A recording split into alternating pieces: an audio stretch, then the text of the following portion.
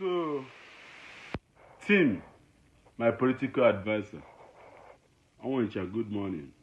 I want you to work out and know if Dr. Okonkwo gas in a while. I want you and Dr. Okonkwo spend almost 700 million to educate me. They told me I'm a genius. They told me I am an elite genius. Steve Jobs is a genius. Barack Obama is a genius. Donald Trump is a genius. Do you know why I'm the greatest? Because I am the Ali Muhammad. I am an elite genius. Who is an elite genius? Somebody who is educated and who is intellectual. Some people are educated, but they're not intellectual. The likes of Dr. Okonkwo is intellectual and educated, but he's not a mafian. My godfather, Ned Nwoko, is elite, intellectual, and mafian. Ned Nwoko enweghị egwusi ọ na-ele maka ndị otu nọ nso na Collins na Kinsele na-amaghalie na California. Men na-apịa waya bụ Naija ka anọ ifu na collectible percentage. Mangwa unu men mma. But they don't say respect, they don't respect him. Anybody that assaults me in California again, the whole family will go to federal jail in Nigeria. Maybe in 7 years. See what happened yesterday? Do you know who I met yesterday? The girl that was with Obi and Kiki. How did I meet her? You saw the comedy video we did a couple of days ago. Tim, how many times Obi si ka apịa gị something n'obodo a itinye aka n'isi? I will go and get before you. Not the human quay. It can prove volume. But that's not the kind of MBM number. MBM means nothing but money. If you go to my website, you see the t-shirts. MBM means nothing but money. The black ass. And that was why the Aqua case, one day case come up one day and in the funeral go and why? Obi told one of the guys that just came, Henry, say I'd impersonate. Tim, why would a medical doctor like me, a politician, a bishop, a human rights activist, get put an event, na ID, as only Otunzuzo? Otunzuzo blood badge.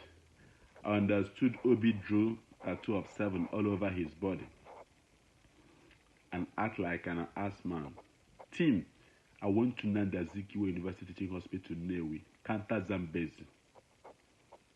The whole medical doctors, Busetaita years, Imamma. I know na beer palo. Package like AK-47 na boot, Dobian and Bobo. I know you know. Why? For protection. How long does it take police to respond to scene? In America, 7 minutes. In Nigeria, how long? They will never come. When my godfather, Dr. Imisi was assassinated with his son and his brother-in-law and 7 police officers, I responded to scene.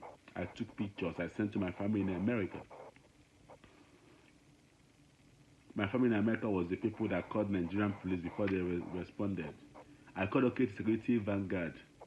They were scared to come. They wouldn't have died. Gunshot don't kill people. Breathing kills. Lord Okechukwu, Promise Okechukwu, the president of New Black Movement, I'm giving warning to anybody that belongs to New Black Movement. I've spoken to national head in Nigeria. If I didn't speak to him, I would have locked him up because Obi Obichukwu told me him and Peter Obi's son conspired to kidnap my mom. That's how people get killed. When I spoke to him, he told me he don't even know who Obi Obichukwu is. And on the last conference, Obi Obichukwu's name was not there. Who put Obi Obichukwu in black house? Joe, the brother to Chibike, the brother to Tijo, to Joe Nwizu, who owe me. They were the one that robbed me $170,000 for Peter Obi's campaign and assaulted me at barber shop. I met Chibike last 7 years at Jerry's, where I was eating.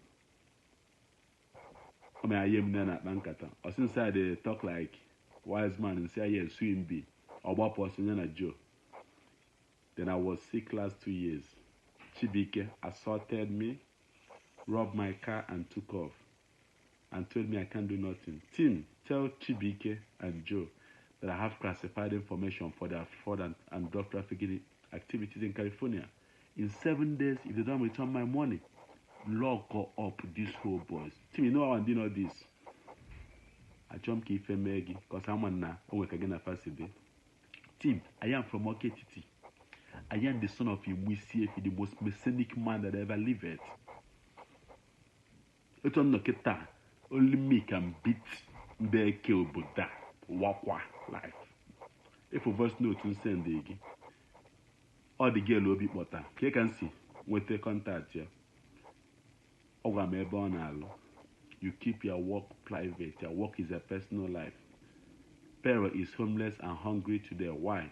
Obi went to his job and acted stupid, and Pero lost the job. I am 2020 Nigeria presidential aspirant. On guard.